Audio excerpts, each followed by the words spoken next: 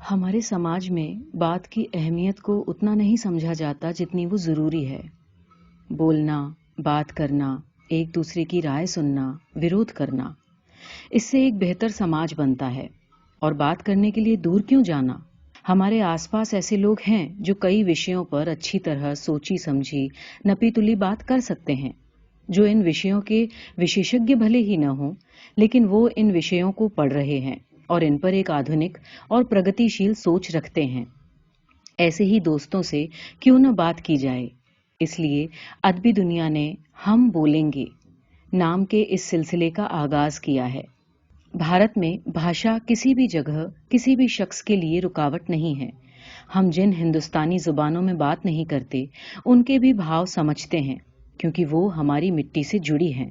हमारे पास बोलने के लिए वैसे तो आज बहुत से प्लेटफॉर्म हैं, मगर कहना क्या है, बात क्या करनी है, किससे और कितनी करनी है, इसका अंदाजा हमें आम तौर पर नहीं हो पाता। इसलिए हम अदबी दुनिया के इस सिलसिले को आपके सामने ला रहे हैं, ताकि आप भी दो दोस्तों की किसी विषय पर बातचीत को सुनें, उसे समझें और खुद भी ऐसी बातों पर अपने घर और दोस्तों के बीच बात करें, सवाल उठाएं, इन्हें समझने की कोशिश करें। इन सवालों और जवाबों को अपनी समझ की कसौटी पर कसें और हमें भी बताएं कि आप इसके बारे में क्या सोचते हैं। यहाँ आपकी हर बात का स्वागत किया जाएगा, बशर्ते वो एक सार्थक आलोचना करती हो। हम बोलेंगे इसकी पहली किस्त का आगाज हम तसनीफ और शिवा के सवाल जवाब से कर रहे हैं। तसनीफ उर्दू शायरी भी करते हैं, उन्होंने एक नॉवल भी लिखा है, कहानियां भी लिखते रहे हैं और हिंदी उर्दू में उनके कई आर्टिकल अदबी दुनिया, हम सब, लालटेन, पोशंपा और सदा नीरा के माध्यम से उर्दू हिंदी पढ़ने वालों तक पहुंचते रहे हैं। शिवा ने Tata institute of social sciences यानी टिट्स हैदराबाद से डेवलपमेंट स्टडीज में एमए किया है और हाल फिलहाल वो अपनी पीएचडी की तैयारी कर रही हैं। मगर शिवा का तारुफ सिर्फ इतने ही शब्दों तक महदूद नहीं है। उनकी सोच आज की युवा, पढ़ी लिखी और बागी आलोचनात्मक सोच का तर्जुमान है। वो धर्म, समाज, लोगों के रवैयों और परिवार तक की बनाई हुई व्यवस्थाओं पर बिला झिझक सवाल उठाती हैं।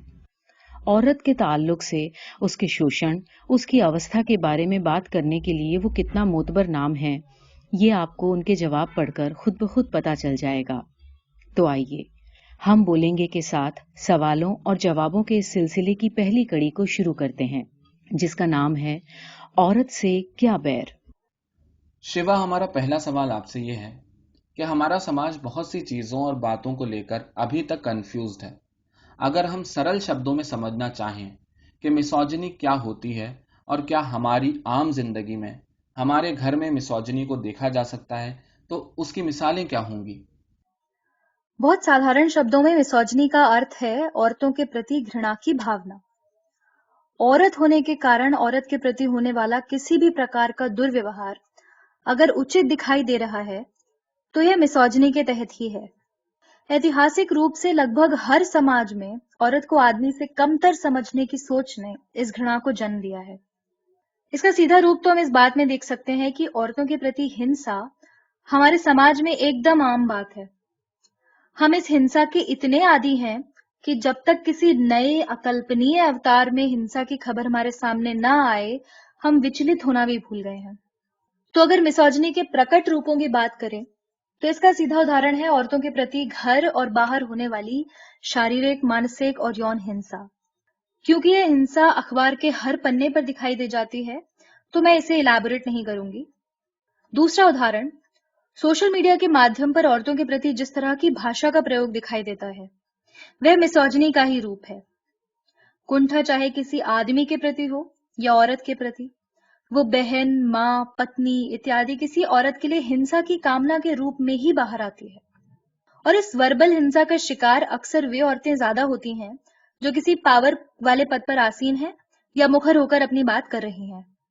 ऐसी किसी भी औरत की ट्रोलिंग में भी आपको उसके काम की बुराई कम और उसके शरीर पर, उसकी क्षमता पर, उसके खुलेपन पर ज्यादा कमेंट दिखाई देंगे। जिस रेप कल्चर की हम आजकल बात करते हैं, उसका सीधा संबंध इसी बात से है कि औरत पर मर्द का एंटाइटलमेंट बचपन से उसे सिखाया जाता है। यहाँ से मैं मुड़ती हूँ मिसोजिनी के उन रूपों की ओर जो हमें बहुत सहज जान पड़ते हैं, मगर अपने अंदर एक भारी घृणा को सहेजे हैं। जैसे कि तीसरे उदाहरण के रूप में किसी को कहना कि जनानी मत बनो।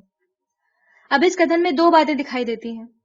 एक तो यह है कि जनानी होने से बुरा आपको कुछ नजर नहीं आता, और दूसरा यह है कि कुछ भाव, अभिव्यक्तियां, चलन स्त्रियों के लिए निर्धारित हैं, जैसे कि गप्पे मारना, जलन होना, कम खाना, धीरे बोलना, धीरे हंसना, घुमक्कड़ी ना करना और बहुत कुछ। यह गुण अगर आदमियों में हो तो वह जनानी है, और यह गुण औरतों में न हो तो वह एक खराब औरत है। पति पत्नी पर बने वो सारे चुटकुले जिन पर हम आप रोज हंसते हैं, उनमें भी मिसोजिनी ही दिखाई देती है। उदाहरण के तौर पर पत्नी का पति से काम कराना और उसे मारना एक बेहद आम चुटकुला है। यहाँ मजे की बात यह है कि ये दोनों ही बातें, आदमी का घर में काम करना और औरत से मार खाना, केवल चुटकुलों में ही दिखाई देता है। सोचकर देखिए हमारे आपके आसपास ऐसे कितने परिवार हैं जहां हमने वाकई ऐसा देखा है। यह इस सोच को दिखाता है कि आदमी का काम घर की देखभाल करना है ही नहीं। इस देखभाल पर तो उसका अधिकार है जो उसे औरत से प्राप्त होना चाहिए।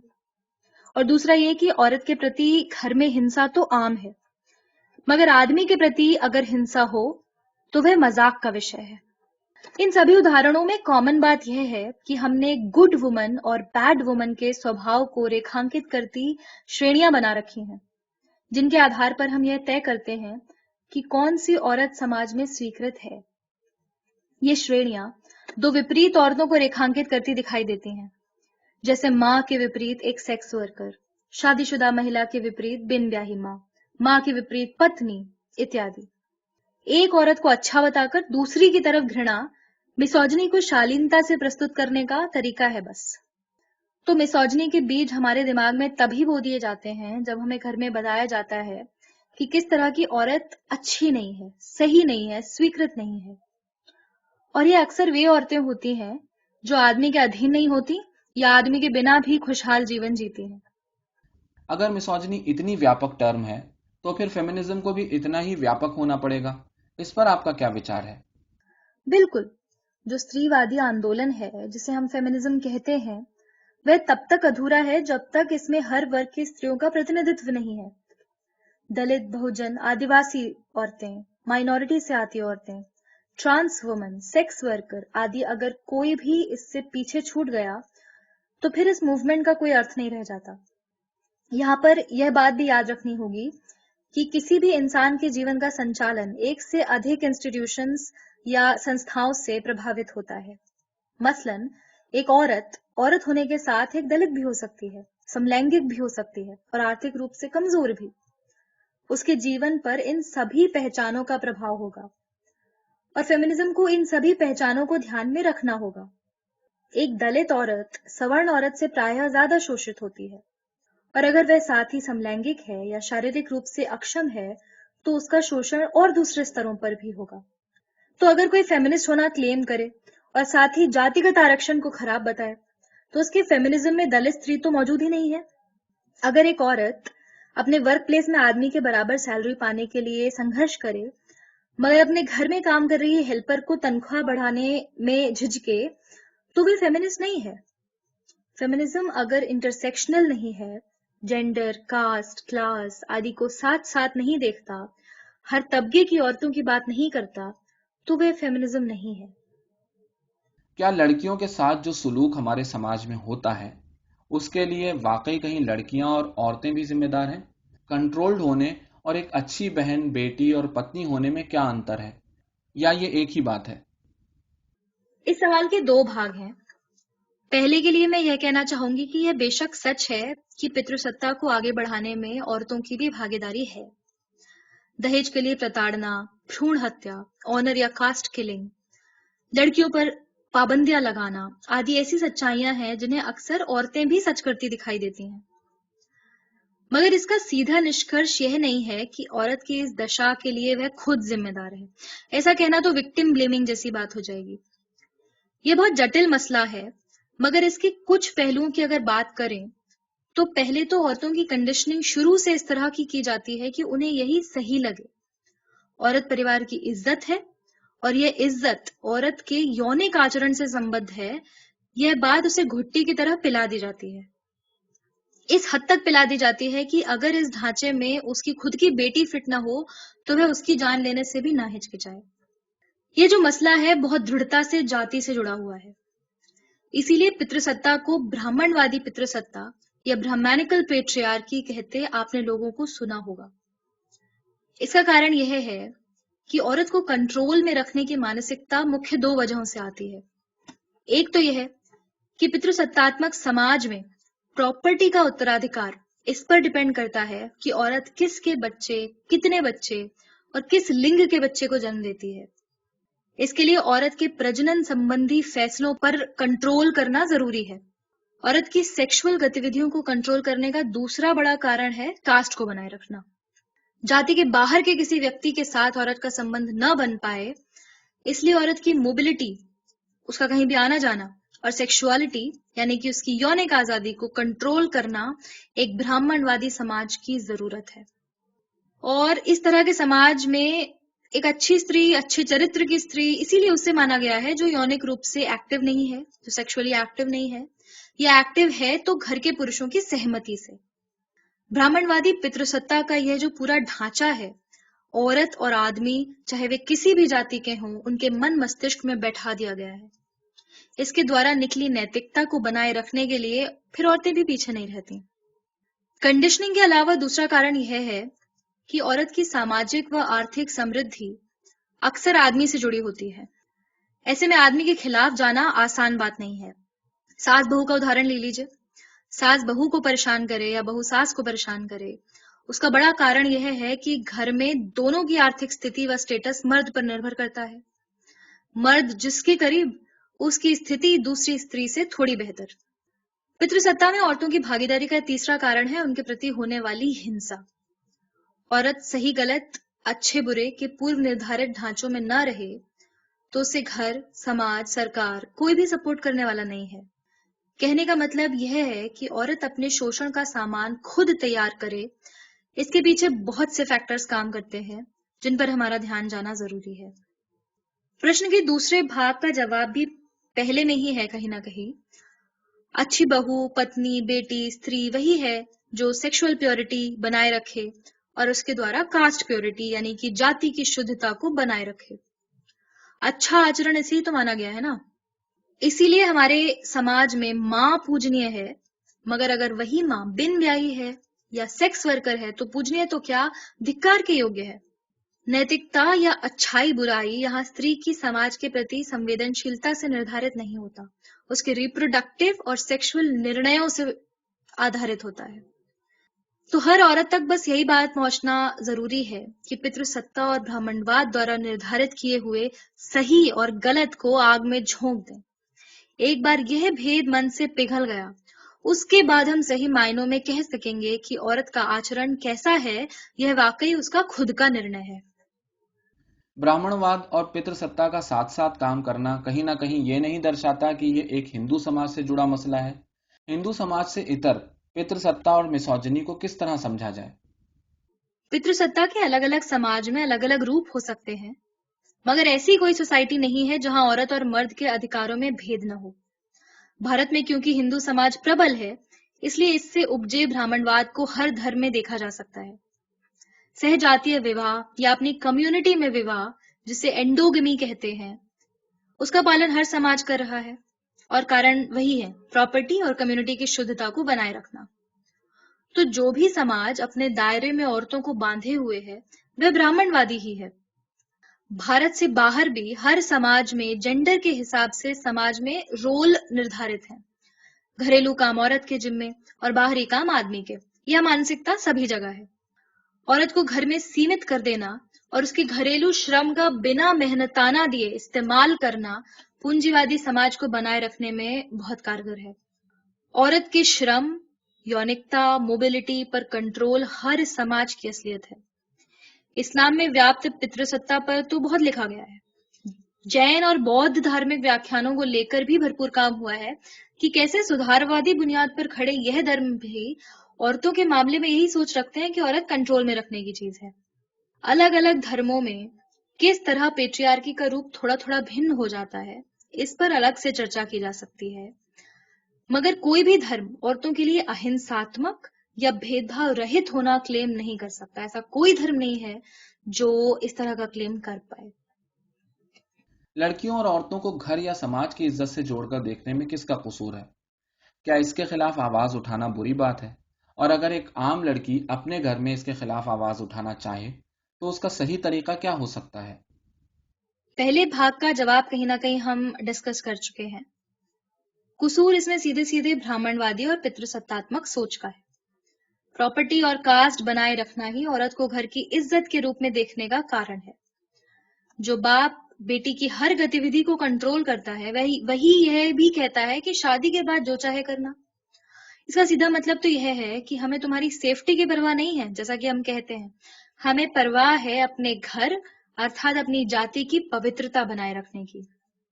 पार्टीशन का समय याद कीजिए। पार्टीशन के दौरान हमने एक उन्माद देखा जिसमें हिंदू, मुसलमान, सिख तीनों धर्मों के आदमियों ने दुश्मन की इज्जत मिट्टी में मिलाने की ठान ली। इसके लिए औरतों के बलात्कार हुए, उन्हें निर्वस्त्र घुमाया गया, उनके स्तन काट दिए गए। इस पर बहुत लिखा गया है। औरतों से इस विभत्सता करने से दुश्मन की इज्जत कैसे खराब हो जाएगी? वो इस तरह खराब हो जाएगी कि आदमी की सबसे बड़ी हार यह है कि वह अपने घर की औरतों की सेक्सुअलिटी कंट्रोल ना कर पाए। माँ, बहन, पत्नी से जुड़ी गालियां, उनके चरित्र का महिमा मंडन, सब इसी मानसिकता से जुड़ा है। यही कारण है कि हिंदू समाज में अनुलोम, हाइपरगैमी या अपने से ऊपरी जाति में स्त्री का विवाह स्वीकार्य है, मगर प्रतिलोम, हाइपोगैमी या अपने से निचली जाति में स्त्री का विवाह करना इज्जत चले जाने के समान माना जाता है। रही बात इसके खिलाफ आवाज उठाने की, तो इसका फैसला तो कोई भी औरत या लड़की खुद ही कर सकती है। मेरा अपना मानना यह है कि आपको घर छोड़ना पड़े, संबंधियों से नाते तोड़ने पड़े, झूठ बोलना पड़े या सड़क पर उतरकर संघर्ष करना पड़े, जिसकी जरूरत हो वह किया जाए।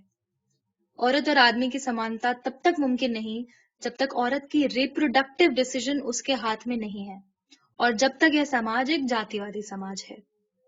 किसी औरत की परिस्थितियां उसे किस हद तक संघर्ष करने देती हैं, यह तो वही जान सकती है, मगर इसके लिए होने वाला हर छोटा बड़ा संघर्ष इम्पोर्टेंट है, महत्व रखता है। घर और पति या बॉयफ्रेंड के इश्क में किस हद तक जज्बाती होने से लड़कियों का ज्यादा नुकसान होता है? क्या रिश्ते निभाना और जज्बात के बजाय थोड़ा सा होश से काम लेने से वाकई हमारे समाज में रिश्ते टूट जाते हैं या घर बिखर सकते हैं? जो रिश्ते असमान अधिकार, पावर या आधी अधूरी स्वीकार्यता पर टिके हों, उनके टूट जाने में भी खास बुराई नहीं है। और जज्बाती होना अपने आप में कोई बुरी बात नहीं है, बल्कि मैं ये कहूंगी कि आदमी भी कुछ और जज्बाती बनाए गए होते तो शायद इतनी जंगें ना होती।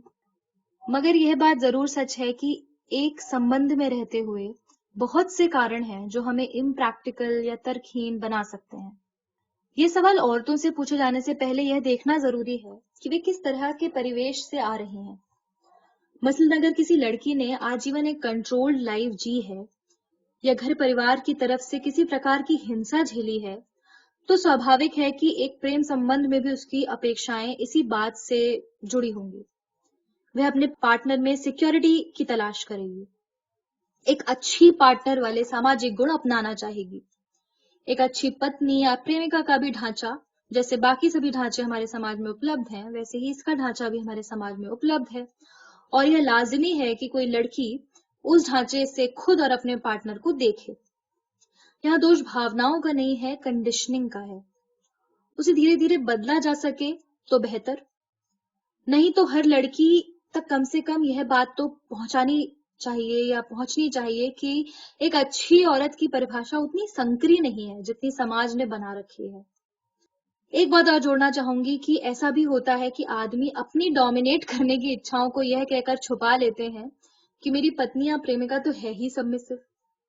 प्रोग्रेसिव या प्रगतिशील कहलाने वाले मर्दों को सोचना पड़ेगा कि कहीं आपकी पत्नी या प्रेमिका के सबमिसिव होने के पीछे आपका डोमिनेटिंग होना ही तो नहीं है। आजादी और गिल्ट हमारे यहाँ एक साथ गुत्थम गुत्था कर दिए गए हैं। यानी लड़की अगर अपनी मर्जी से कोई छोटा सा भी काम कर ले तो समाज अगर कुछ न कर पाए तो उसको शर्म दिलाने और गिल्टी महसूस कराने की कोशिश करता है। इससे कैसे बचा जा सकता है? अपनी मर्जी से जीना इंसान होने का बहुत बुनियादी अधिकार है। वैसे तो कानून भी हर किसी को अपने फैसले खुद लेने की स्वायत्ता देता है, मगर ऐसा नहीं भी होता तो भी कोई भी इंसान किसी के अधीन पैदा नहीं होता, माँ बाप के भी नहीं। ऐसा करने पर समाज आपको गिल्ट नहीं देगा तो आप समाज के बनाए मूल्यों, आदर्शों, निर्देशों का पालन कैसे करेंगे? इसे कैसे बचा जाए ये तो मैं नहीं जानती, मगर इतना जरूर है कि बहुत कम उम्र से बच्चों को बताया जाए कि वे गुलाम नहीं हैं। उनकी अपनी इच्छाएं, स्वायत्ता, स्वाभिमान है, जिसकी इज्जत घर के हर सदस्य को करनी चाहिए, छोटे से छोटे बच्चे की। दूसरा यह है कि बचपन से एक तर्क संगत समाज हम बच्चों को सौंपें, उन्हें हर बात पर प्रश्न करना सिखाएं। बच्चों को कोई भी काम क्यों करना है इसका कारण वे पूछें और तभी वह काम करें जब कारण से संतुष्ट हो। बचपन से जिस इंसान को तर्कशील नहीं बनाया गया वे समाज के स्थापित ढांचे को ही आखिरी सत्य मानेगा। तो मुझे तो हमारे सामने सामने दो ही उपाय नजर आते हैं। वर्तमान पीढ़ी बगावत करे, संघर्ष करे और आने वाली पीढ़ी का सही पोषण हो। इसी सिलसिले में एक सवाल मॉलेस्टेशन के हवाले से भी है कि छोटी उम्र की लड़कियों से लेकर बड़ी उम्र की औरतों तक को कैसे समझ आएगा कि किसी मर्द या लड़के ने उनके साथ ऐसी ज्यादती की है जो नैतिक तौर पर बेहद गलत है। मुझे नहीं लगता कोई भी औरत अपने प्रति होने वाले हैरेसमेंट या मॉलेस्टेशन को समझती नहीं। अगर किसी लड़की या औरत को अपने साथ किया गया कोई बर्ताव असहज करता है तो मतलब वह ज्यादती को समझी है, वो समझती है ज्यादती को। वह इस पर किस तरह रिएक्ट करती है, किसी को बताती है या नहीं, यह एक अलग और महत्वपूर्ण मसला है। बच्चे भी किसी भी गलत टच पर असहज तो होते ही हैं। तो हमें यहाँ काम इस बात पर करने की जरूरत है कि मोलेस्टेशन या किसी भी प्रकार का मौखिक, शारीरिक या मानसिक दुर्व्यवहार रिपोर्ट किया जा सके। कोई भी विक्टिम इतना विश्वास रख सके कि उसकी बात पर भरोसा किया जाएगा और अपराधी पर कार्यवाही की जाएगी। यह खास तौर पर परिवारों को समझने की जरूरत है। औरतों से मौखिक शारीरिक दुर्व्यवहार अपनों द्वारा अपने घरों में सबसे अधिक होता है, मगर हम कितनी मीटू स्टोरी सुनते हैं जहां औरतें अपने चाचा, मामा, भाई, पिता, पति आदि पर आरोप लगा पाती हैं। घर की चार दीवारी को हमने ऐसी पवित्रता से जोड़ रखा है कि घर के लोग ही घर में होने वाले दुर्व्यवहारों को दबाते हैं, चाहे इसका औरतों, बच्चों पर कोई भी असर होता हो। एक समाज के तौर पर हमारी जिम्मेदारी है कि कोई भी औरत किसी तरह के हरासमेंट से हमें अवगत कराए तो हम उस पर विश्वास करें, उसके साथ खड़े हों और अपराधी का बहिष्कार करें। यहाँ अपनी बात को सिद्ध करने का प्रेशर विक्टिम पर नहीं, अक्यूज्ड पर हो। इस दिशा में दूसरा जरूरी कदम है सही सेक्स एजुकेशन। इंसानी जिंदगी का अहम पहलू होने के बावजूद सेक्स एजुकेशन से हमारी पीढ़ियां वंचित हैं। सेक्स क्या है, जेंडर क्या है, इसके कितने प्रकार हैं, इसके क्या परिणाम हैं, कंसेंट या रजामंदी का क्या महत्व है, इत्यादि बेहद महत्वपूर्ण मसले हैं जिन पर घरों में बात होना और सही जानकारी बच्चों ही नहीं बड़ों को भी होना बहुत जरूरी है। अब जरा सी बात बॉलीवुड लिटरेचर और मॉलेस्टेशन पर कर लेते हैं। गजल से लेकर फिल्मी गीतों तक में क्या ऐसी बातें हैं जिसकी वजह से मिसोजिनी के रवैये को बढ़ावा मिलता है या मिल सकता है? यह अपने आप में एक डिस्कशन का मुद्दा हो सकता है। इसके इतने उदाहरण व पहलू हैं कि इस पर अलग से चर्चा होनी चाहिए। कुछ शब्दों में इसे समेटूं तो यह कह सकती हूँ कि एक तो हमारा साहित्यिक व कलात्मक समाज औरत को एक म्यूज से बढ़कर देख ही नहीं पाया है, और दूसरा यह है कि आज भी औरतें इन क्षेत्रों में अपनी जगह बनाने के लिए संघर्ष ही कर रही हैं। मुझे अपने आसपास इतनी अच्छी कवियत्रियां दिखती हैं, मगर साहित्यिक सभाओं, मुशायरों आदि का आयोजन करने वालों को अच्छी लेखिकाएं जाने कैसे नहीं दिखती। हद से हद वे इतना करते हैं कि एक या दो औरतों को टोकन प्रतिनिधित्व के लिए आयोजन में आमंत्रित कर लेते हैं। साथ ही बेहद प्रोग्रेसिव लिखने के बाद भी ये स्पेस औरतों के लिए कतई सहज मालूम नहीं होते। मुझे याद आता है रेखता का एक मुशायरा जहां शायर स्टेज से एक रैंडम लड़की की तरफ इशारा कर कहता है, मोहतरमा आपके गोल गोल गुलाबी गुलाबी गाल बहुत अच्छे लग रहे हैं। अपने हाथों से गालों को मसलने का इशारा करते हुए कहता है, एक शेर मोहतरमा की गालों पर अर्ज किया है। और स्टेज पर बैठे वरिष्ठ युवा शायर व पूरी ऑडियंस ठहाकों और वाह वाह में डूब जाती है। औरत की खूबसूरती ही औरत की आखिरी उपलब्धि नहीं है। और खूबसूरती की तारीफ का भी एक तरीका होता है जो ना लेखकों को आया है, ना फिल्मी लिरिक्स लिखने वालों को। फिल्मों, गानों, कविताओं, कहानियों सब में दो बातें देखने को मिलती हैं। औरत का ऑब्जेक्टिफिकेशन और अच्छी व बुरी औरत का सांचा। मनोधर्म शास्त्र में मनु ने लिखा है कि औरत उस्त्रे की धार, सांप का जहर और आग सब एक साथ अपने अंदर समाये है। स्त्री पुंस धर्म में पति पत्नी के संबंध की बात करते हुए मनु लिखता है कि बहुत करीब से नियंत्रित करने के बाद भी यह औरत के प्राकृतिक गुण हैं कि वह प्रेम करने योग्य नहीं है, उसका मन स्थिर नहीं है, वह यौनिक रूप से आदमी से छल करने की प्रवृत्ति रखती है। इसके अतिरिक्त उसमें ईर्ष्या, गुस्सा, झूठ, खाली बैठना व आभूषणों से अत्यधिक लगाव रखने जैसे गुण स्वतः ही हैं। स्त्री की प्राकृतिक संरचना इस प्रकार की बताना स्त्री की तरफ घृणा को भी तर्कसंगत करार देता है और उसे कंट्रोल करने का रीजन भी देता है। और मनु की यह सोच हमारे आसपास व्यापक रूप से दिखाई देती है। क्या तमाम गानों और शेरों का विषय भी यही नहीं होता कि कैसे औरत पर भरोसा ना किया जाए, औरत धोखा देती है, प्रेम में छलती है, वगैरह वगैरह। तो बात यहीं आकर टिकती है कि एक तो औरतों को खुद कलात्मक होने दें, लिखने दें, उनकी सारी जगह ना घेरे रखें, और दूसरा अपनी कला में यह मनुवादी सोच ना आने दें। मैं जानती हूं कि यह मुश्किल है, खासतौर से आदमियों के लिए, लेकिन अगर इतनी भी कोशिश आदमियों की तरफ से नहीं की जाती तो फिर वे यह कहने योग्य नहीं है कि आप फला फला लेखक, कवि, गीतकार, अभिनेता को ऐसे ही रिजेक्ट नहीं कर सकते। या तो समाज को बदलना होगा या उसका हर दुष्कर्म ऐसे ही रिजेक्ट कर दिया जाएगा। शिवा, आपका बहुत बहुत शुक्रिया कि आपने हमारे सवालों के जवाब दिए।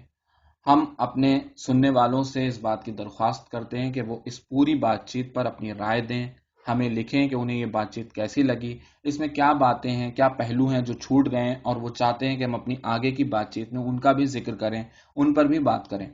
और ऐसे ही बहुत सारे दूसरे मौज़ूआत, बहुत सारे दूसरे टॉपिक्स वो हमें सुझाएं, हमें बताएं, जिन पर वो चाहते हैं कि हमारे बीच बातचीत हो। तो इसके लिए आप सभी का शुक्रिया। हम ऐसी गुफ्तगू मज़ीद आगे भी लाते रहेंगे। बेहद शुक्रिया।